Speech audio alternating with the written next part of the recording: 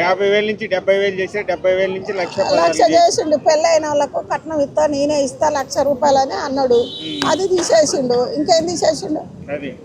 అదే కోర్టు కూడా ఇంకా ఆర్డర్ ముందు మెసేజ్ చేసిండని అంటున్నారు కదా, దానిపైన మీరు ఏమంటారు? కేసీఆర్ పెట్టిండు. ఆయన ఎన్ని డబ్బులు పెట్టిండో, ఏ మాట ఇచ్చిండో, ఆయన పెళ్ళైనాక 1 నెలకు 2 నెలలకు ఏమంటే చెప్పించిండు. డెలివరీ అయిన వాళ్ళకేమో డెలివరీ అయ్యి బయటకు వచ్చే ముందు హాస్పిటల్ నుంచి కిట్ ఇచ్చిండు. పిల్లకు తల్లికి డబ్బులు కూడా ఇచ్చిండు. కిట్ ఇయ్యంగా ఆపరేషన్ చేసుకొని బయటకు వచ్చిన వాళ్ళకు డబ్బులు కూడా ఇచ్చిండు ఆయన.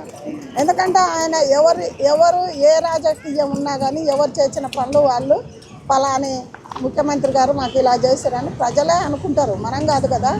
అందు గురించి రేవంత్ రెడ్డి గారు ఏంటంటే అప్పుడు ఎక్కుదామన్న ఆరాటంతో చేసిండు. నేను ఎక్కాలి, ముఖ్యమంత్రి కావాలని అని ఇచ్చిండు అందరికి అవగాహన. ఇంకా వాళ్ళు కొంతమంది లేని వాళ్ళు ₹1,00,000 ఇస్తాననగానే పెళ్లి చేసుకుండ్రు. కానీ ₹1,00,000 ఇవ్వలేదు కదా. ఇప్పుడు ముండ పింఛన్లు కూడా కొంతమందికి రావట, చాలామంది అంటారు. నేను మొన్న పల్లెటూరు అట్లా పోయినా పోతే చాలామందికి రావట్లేదు అట. ఎందుకంటే ఆయన ఇస్తాననే సరే ₹1,00,000 పోని, తులం బంగారం పోని, ఆ ముసలి వాళ్ళకి పింఛనాన్ని ఇచ్చే బాగుంటుంది. రైతులకేమో రైతు బంధు పెడితే, ఎందుకంటే వాళ్ళకి మందు కట్టలు కానీ ఏది కానీ రైతులు పండితేనే మనం తినాలి. అదొక్కటి రేవంత్ రెడ్డి గారు గమనిస్తే బాగుంటుంది కదా. నువ్వేం చెప్పినా ఏంటంటే పైన ఇవ్వలేదు అంటే పైనుంచి రాలేదు, నేనేం చేయాలి? పైనుంచి రాలేదు, నేను ఏడ తెచ్చి ఇవ్వాలంటే నువ్వు ఒక హెలికాప్టర్ ఎక్కి ఏదన్నా చేయాలంటే ఎన్ని కోట్లు అవుతుంది? ఒక్క మాట చెప్పాలంటే నువ్వు మొన్న గదేందో చేసిన 3 కోట్లు.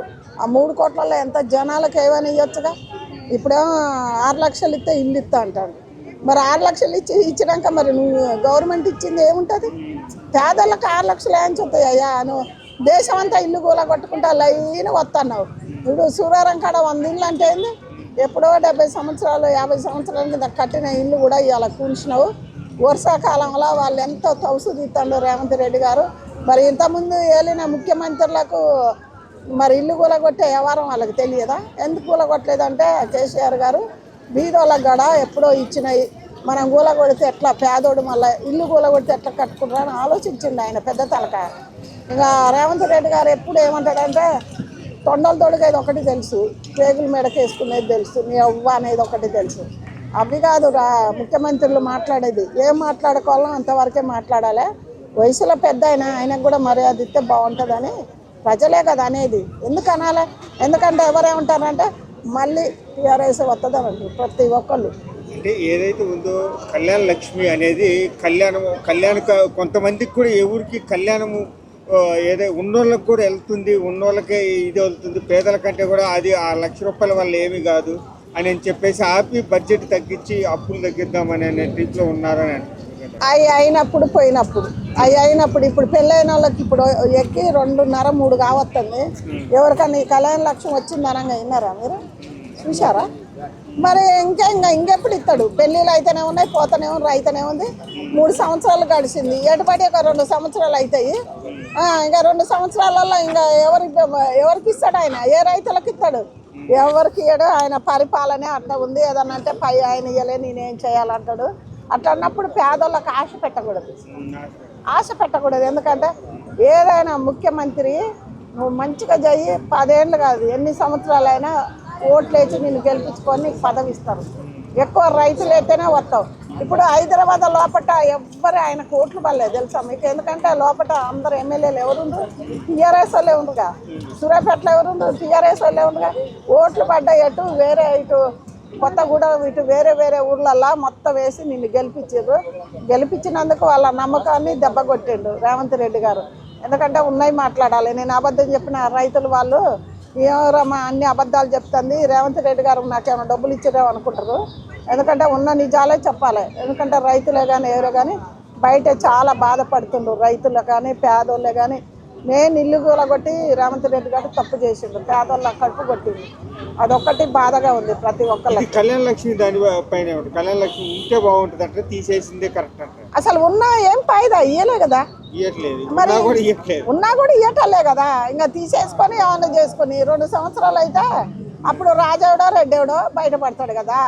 ఉన్నా ఫాయిదా లేదు, లేని ఫాయిదా లేదు. అందుకే ప్రజలకు ఎవరికి ఇచ్చి ఏ న్యాయం చేసిండు వాళ్ళకి? కేసీఆర్ ప్రభుత్వం రైతు బంధు రెగ్యులర్గా ఇచ్చిండు. ఇప్పుడు రేవంత్ ప్రభుత్వం వచ్చిన తర్వాత రైతు బంధు అనేది స్టక్ అయిపోతుంది. ఒకసారి ఇస్తే మళ్ళీ ఒకసారి ఇవ్వట్లేదు. అట్లా రైతు నడిచింది. మరి ఎట్లా అంటారు దాన్ని? ఏ రకంగా చూస్తారు? ఎట్లా అంటే నాకు ఆ డబ్బులు లేవంటాడు, నన్ను ఘోషణ లేవని చెప్తానే ఉంటారు మీరందరూ వార్తల్లో. ప్రభుత్వంలో డబ్బులు ఎట్లా వచ్చినాయి, ఈ ప్రభుత్వంలో డబ్బులు ఎందుకు రావట్లేదు? కేసీఆర్ అన్న దొంగతనం తెచ్చి ఇచ్చిండు అన్నాడు, మీ అందరికీ తెలుసు కదా. అంటే ఈయన పరిపాలన శాత కావట్లేదా? మరి పరిపాలన అంటే ఒట్టిదేనా? గద్దె ఎక్కుడంటే ఒట్టిదేనా? ప్రజల్ని ఇంతమందిని సవరించుకుంటా రావాలి. సరే చేతనో చేయటం లేదో అదంతా ఎక్కించిండ్రు, అయిపోయింది. మేము మంచోడు చెడ్డోడు అన్నదే ముఖ్యం కాదు. పేదోళ్ళకు న్యాయం చేసినోడే నిజమైన ముఖ్యమంత్రి. ఇప్పుడు ఉద్యోగాలు లేని వాళ్ళకి ఇంతమందికి ఇస్తానన్నాడు, ఉద్యోగం ఇచ్చిండా? మరి ఇవ్వలే కదా. మరి ఉద్యోగాలు ఇవ్వాలి కదా, ఎందుకు ఇవ్వలే? మరి వాళ్ళకి ఆశ కదా, ఉద్యోగాలు ఇస్తావు మాకు రైతులకు అన్నీ చేస్తామని నిన్ను ఎంచుకొని పెట్టుకుండ్రు, కానీ ఎవ్వరికి ఏం చేయలేదు. ఇప్పటికైనా మళ్ళీ 6 లక్షలు ఎందుకు రేవంత్ రెడ్డి గారు? ఒక్క మాట చెప్పాలంటే 6 లక్షలు తీసుకోకుండా ఇప్పుడు కేసీఆర్ కట్టిన ఇళ్ళన్నీ ఉన్నాయి కదా, ఆయన కట్టినాయే కదా. మరి ఆయన కట్టినాయే కదా. నువ్వు లేని వాళ్ళకు మొత్తం చెక్ చేసి లేని వాళ్ళకు ₹1 లేకుండా ఇస్తే నిన్నే ఎన్నుకుంటారు. నీ పేరు ఏం పెట్టినా బంగారు రేవంత్ రెడ్డి అని పెట్టుకున్నావు. దానికన్నా ఇల్లు ఇచ్చి నువ్వు ప్రజలకు బంగారం ఇవ్వకున్నా కానీ ఇళ్ళన్నా ఇవ్వాలి. ఎందుకంటే కూలగొట్టద్దు ప్రతి ఒక్కళ్ళని. ఈ సంవత్సరం ఎవరన్నా బోనాలు చక్కగా చేసుకుండా, పండగ చక్కగా చేసుకున్నారా? ఏం చక్కగా చేసుకున్నారు?